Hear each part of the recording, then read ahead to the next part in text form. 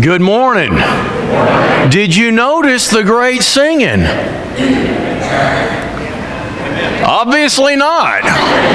That must have just been me at the front or something. Maybe it's because all those college students over here, a massive number of people singing with energy, and I was just like, man, this sounds great. And I know Matt Nix isn't that good, so it was good singing of the church. It was great. He does a great job picking out songs, and I appreciate and love him, even though I give him a hard time. I guess I give all song leaders a hard time. That's just a preacher's thing, I guess. Anyway. Don't miss next Sunday. I want to encourage you definitely. I mean, you can come that early service if you want to, but I think it should be vacant.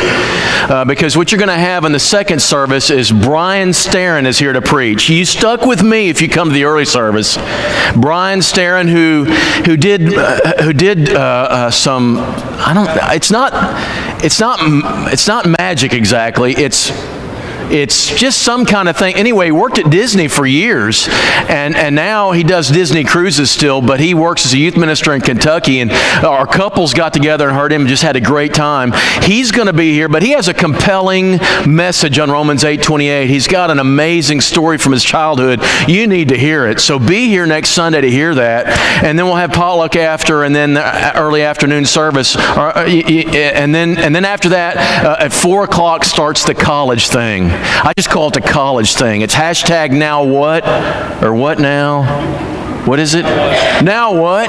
Anyway, it's got that number symbol in front of it. That's what I'm saying. And it's a great time. Brian's going to do a great job with that, and those kids are going to have a great time. And I was in Poplar Bluff Wednesday night. They're bringing a group for that college thing because they've got a couple of them that are graduating with nursing degrees that don't have husbands yet, and they're all coming down. No, I'm just kidding about that, sort of. Although she did tell me to be on the lookout, so I'm just saying. Anyway, they're coming down with some college students. We're going to have a packed house. It's going to be a lot of fun. Those college students are going to be great. And if you want to come for that, don't hesitate to come for that, but be careful. College people are weird. So as we get ready for that, be here next Sunday. It will be worth your while to be here. Whether it's for the college thing or that morning in worship, you'll want to be here for that. I understand, according to talking to Brian, but he's already gotten a call from Kim. Listen to this. This is the greatest reason to be here. He's going to make Paul disappear. Yeah, I can't wait. So anyway, now I don't know if he'll bring him back or not, but anyway, that's what he's saying to me. So we'll see what happens. We got to visit with a young man yesterday. You'll want to know. Myatt's his name. He was sitting on his mama's chest, and they were talking about the word home started coming up a little bit. We don't know how soon, but I'm going to predict this as a prophet. Either next Sunday or the Sunday after that, we're going to be introduced here at church to this young man that we have been praying for so earnestly, and I just can't wait. It's going to be energetic. It's going to be fun, and it's going to be just rewarding to see this young man. So just keep that in prayer and keep that excited. Also be with the Longs, who are also having some concerns with Adeline. We want to be mindful of them as well. We're in Matthew chapter 7, if you'll be turning there as we sing. Jesus loves me, this I know, for the Bible tells me so. Little ones to Him belong. They are weak, but He is strong. Yes, Jesus loves me. Yes, Jesus loves me. Yes, Jesus loves me. The Bible tells me so. Jesus has all these people up on the mountain listening to Him. They've been riveted for a few moments. I don't know how long it took Him to preach this. It wouldn't have taken a long time if it's like the text. But He's about to drop the microphone, and He wants to leave them with one last image before He does. And it's this simple, very simple story every child has learned and knows the hand movements to. And then He drops the microphone and walks away. It's a simple story. It goes something like this, although we might update it just a little bit. There are these two people These two people who need shelter, it's a universal need of all of us. It's one of the 5 basic needs of everybody. We need something over our heads to live in. They've lived with their parents in their parents' house for years, and they go off to college, and they go into Armstrong, or they go into Farrow Hall, and they live a few years like that. They get out of college, and they use rent homes. They pay rent to these landlords, and they live in their houses for a time. But they get married, they decide now's the time to do what we've always wanted to do, and that is build our own home, where we can build it the way we want to, make our choices and structure it the way we want to. And so they start planning it. 2 different couples now are thinking about, in the same town, they're thinking about a home to build, but they don't know what to do. They want to be their own overseers. They want to build it themselves, but they don't want to make those foolish elementary mistakes that are unnecessary. And so they call the greatest, the best, the most experienced contractor in their area. A man of integrity, a man who's been building houses here for years, who knows the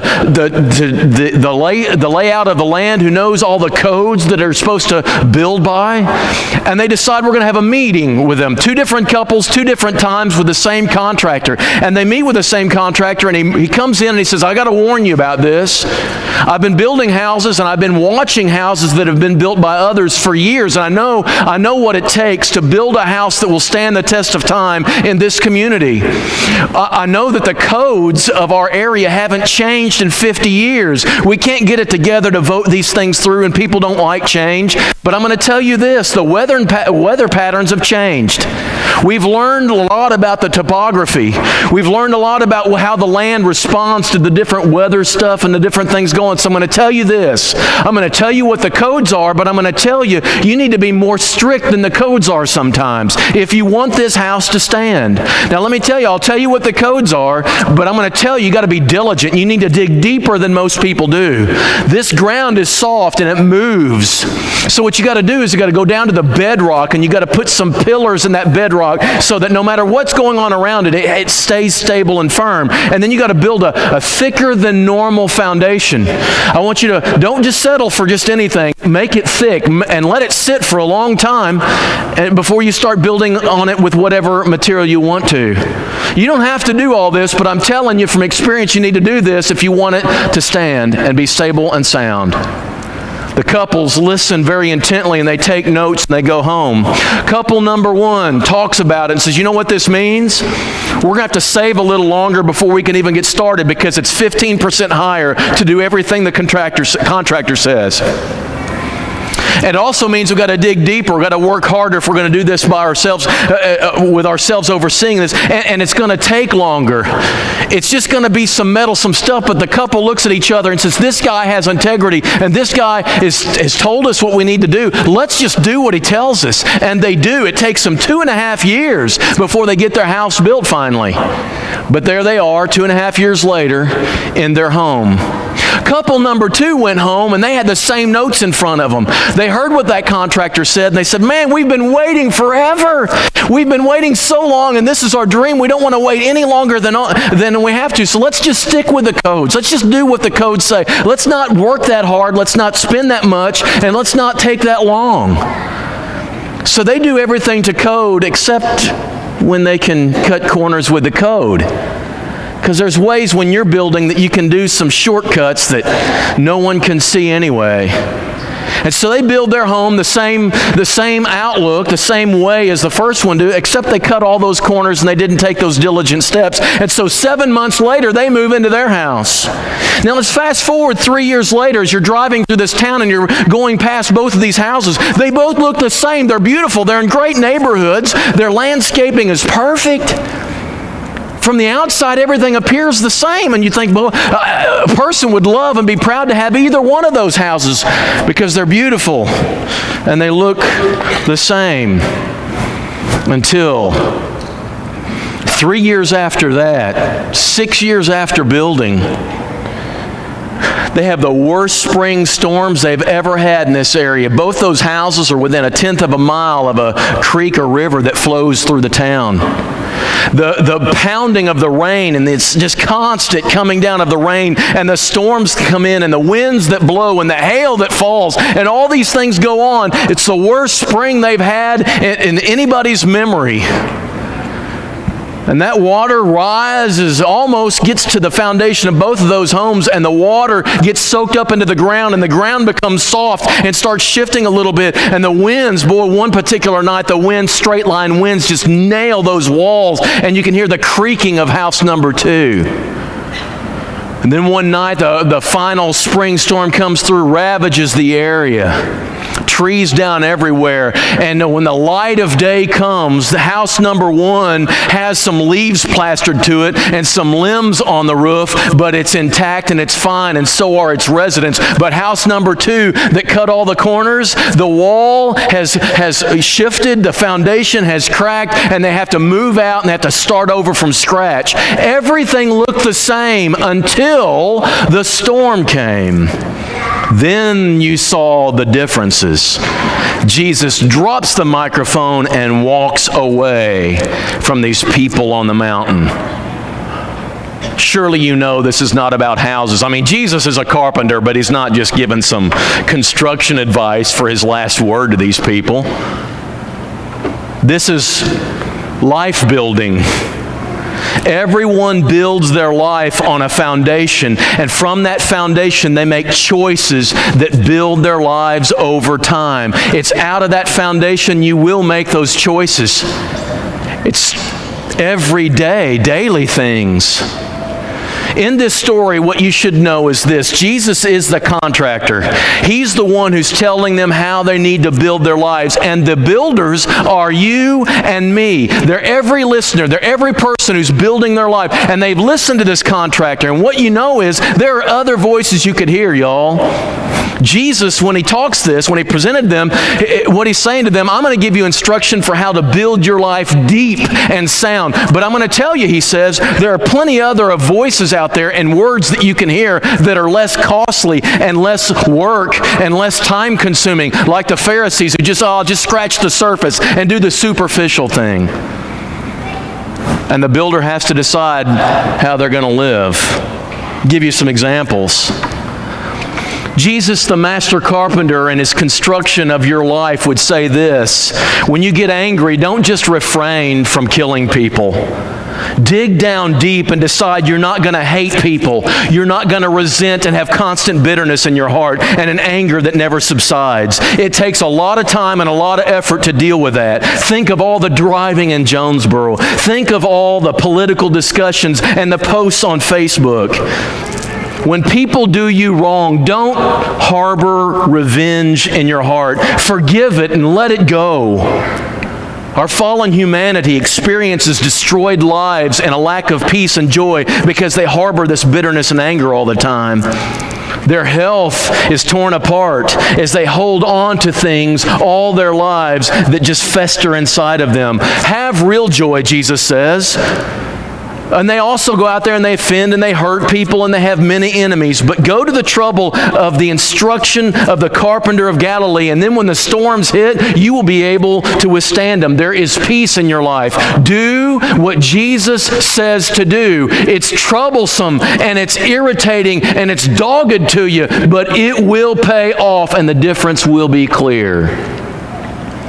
The world is overrun with lust and sexual sin, and it says go ahead and exploit all this. Go ahead and go to that internet site and listen to that music and watch those movies and treat women like this. Go ahead and do that.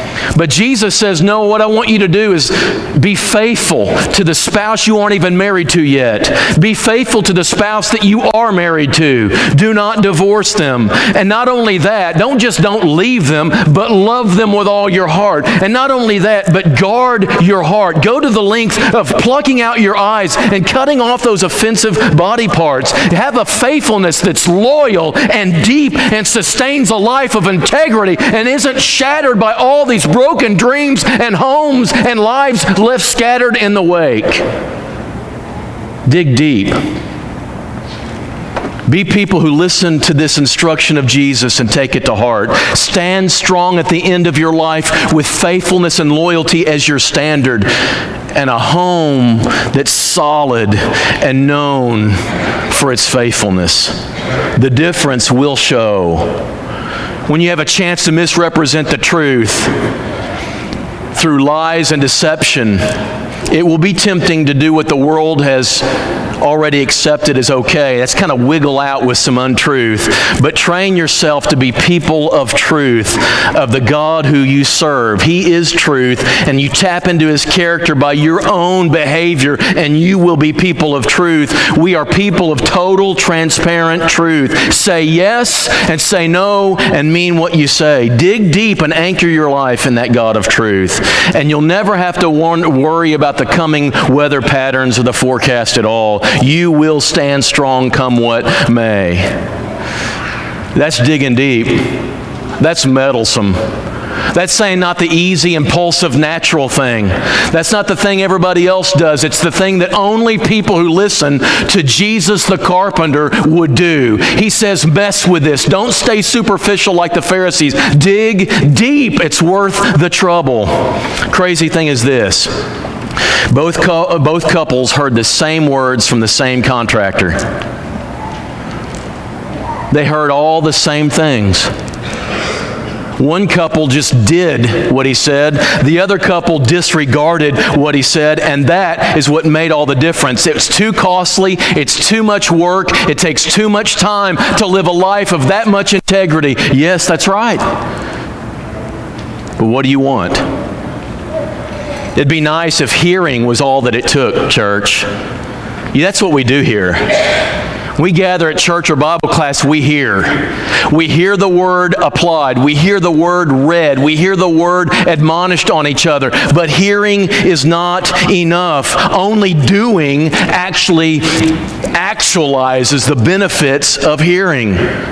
Here, we hear each other sing, we hear the sermon, some of us, we hear the sermon.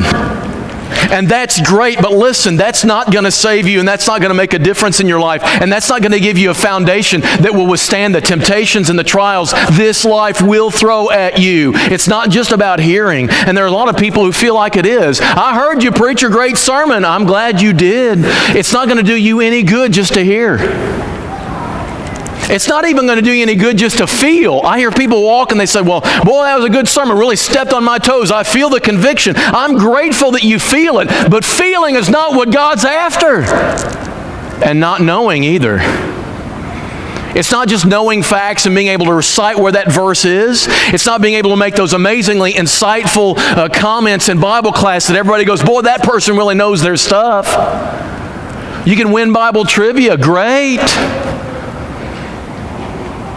The problem is that lulls us into thinking that we're satisfying God. The fact that I came to church and I heard it. God, I heard it. So what? I want you to be a poet here in a minute. Just back up a little in the sermon, and Jesus says, there's going to be so many come to me and say, Lord, Lord, we knew you. Lord, Lord, we knew you. We kind of did these things, and we came and we heard these things, and we came and we felt these things, we came and we know these things. And Jesus says, I don't know who you are because you didn't do them. Knowledge takes away your excuse. It's the beginning of the work. Knowledge and hearing is the beginning. It also obliterates any excuse you have, because once you hear, you cannot say, I didn't know. No one told me. I never heard that. Because once you hear, you now have the option to do or not. So at coming down the mountain of the Sermon on the Mount, these people could no longer say, I didn't know. Yes, they did. It's just they didn't do. You guys are in trouble as of this morning because now you've heard, and the dangerous bead is on you. You can never say, I didn't know. Now, let's become a poet. I want you to repeat after me. You ready? If you know, but don't do, you know God, but He doesn't know you. Say it again. If you know, but don't do, you know God, but He doesn't know you. And that's not good enough. It's not a knowledge issue. It's not a hearing problem. We have hearing devices all over the place. This is a doing thing. This is a doing thing. Jesus wants them to know that. And they're left with only one decision to make. Do it or don't do it. And one couple does and one couple doesn't, and that's the way of judgment. What I love about this image, though, as we wrap this up, and I'm going to tell you the reason why you should go to the trouble of doing this. No one here can tell you that this is going to be the easy route. No one can tell these college students, you come here and it's going to be, we're going to make going to church and being faithful easy. No one can make faithfulness to God easy. No one can. No one even can really make you do it. What you're going to discover now is parents can't even make you do it, not from a distance. They can try to make you feel guilty, but they are not going to drive all the way from home and make sure you're here on Sunday morning. Paul will, but you can always get around him somehow. Mitchell and Lori will just nag you to death, just like your parents. But we can't do anything about that. This is when you decide, am I going to do or not? Now's the time to decide. No more playing games and no more coming up with excuses of other things. Here's the beauty of it, and here's why you should bother digging down deep. If you hear God's words and don't do them, the storms are going to come. If you hear the Word of God and do them and are faithful, the storms are still going to come. I wish I could say it this way. I wish I could sell Christianity this way. I wish I could say you give your life to God and you confess His name and you're immersed in the waters of baptism. You rise to walk a new life that is forever shielded and protected by the hand of God, and these bad things won't happen. But at Valley View, we can't tell that lie because we can't even fake you out with life here. You're going to be faithful parents who wake up on a Sunday morning and your baby's gone. We can't lie about this. We cannot lie. Not only can we not say the Scriptures tell us that, we can't even demonstrate it for you here. Our lives are a mess. If you're looking for a church that's glorious, untouched by trouble, go somewhere else. It's not here. We can't make that promise. I can't make that promise when your baby, perfectly healthy, is put on your chest, won't be snatched and taken to a children's hospital for a month of its life where it's within inches of life the whole time. I can't tell you any of that. Faithful, godly, holy people will suffer. We didn't get a get out of life without storms free card. We don't get one. So you're going to go, I thought this is an invitation to tell me why I should go to the trouble, and you're telling me if I do, I'm still going to have the trouble. It's true. So what's the payoff? Why should you bother digging deep?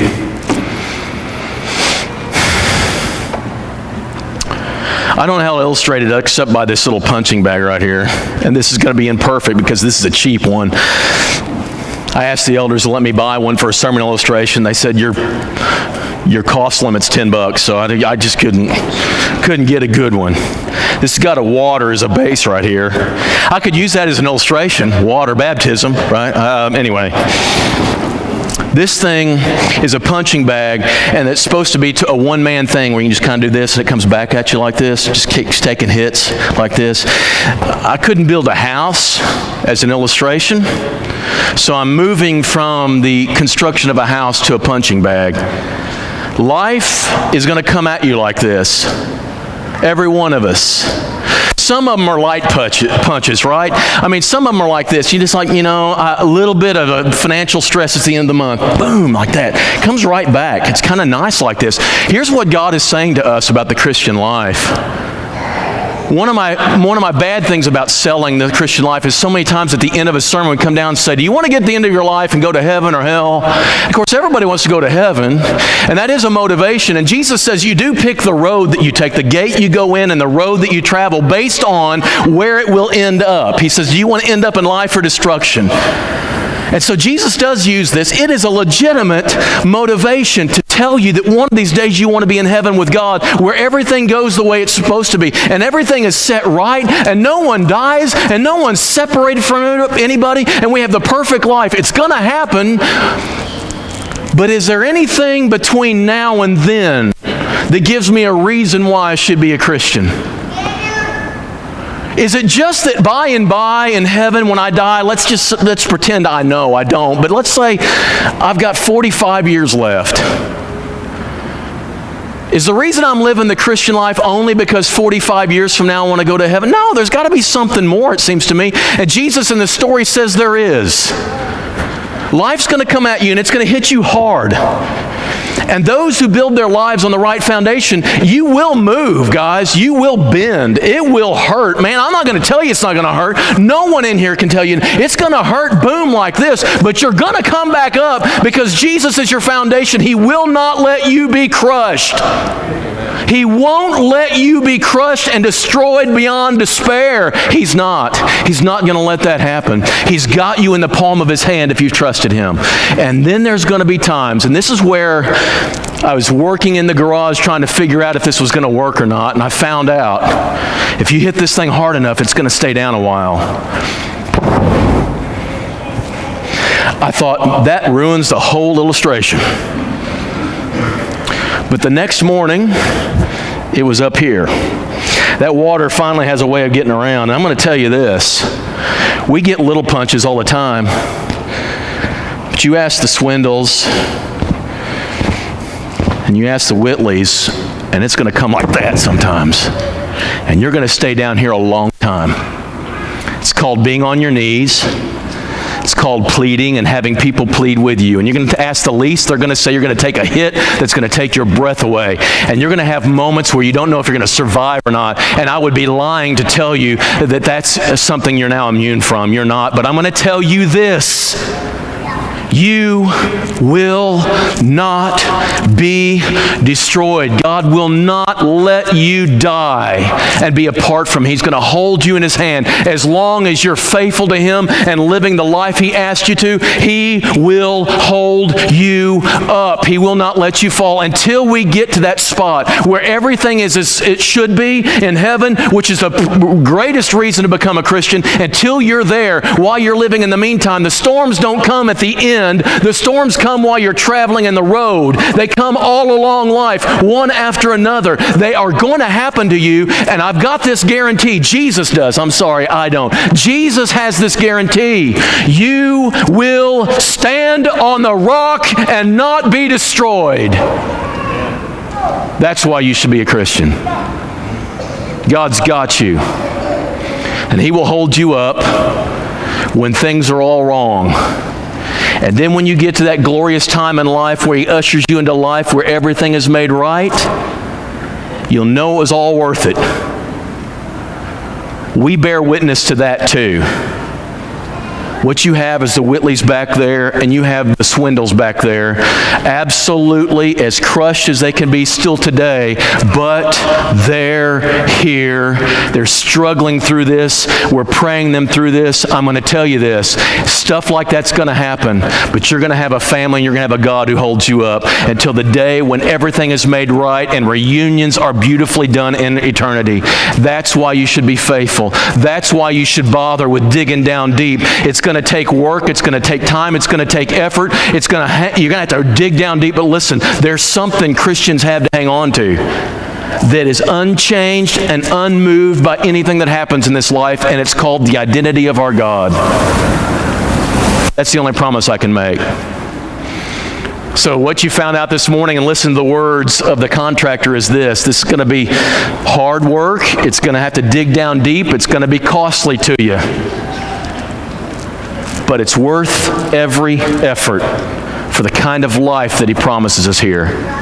The contractor has spoken. You have heard his words. You have heard what he's had to say about life. You as the builder now have a decision to make. What choice are you going to decide? The contractor has spoken. How are you going to build your life?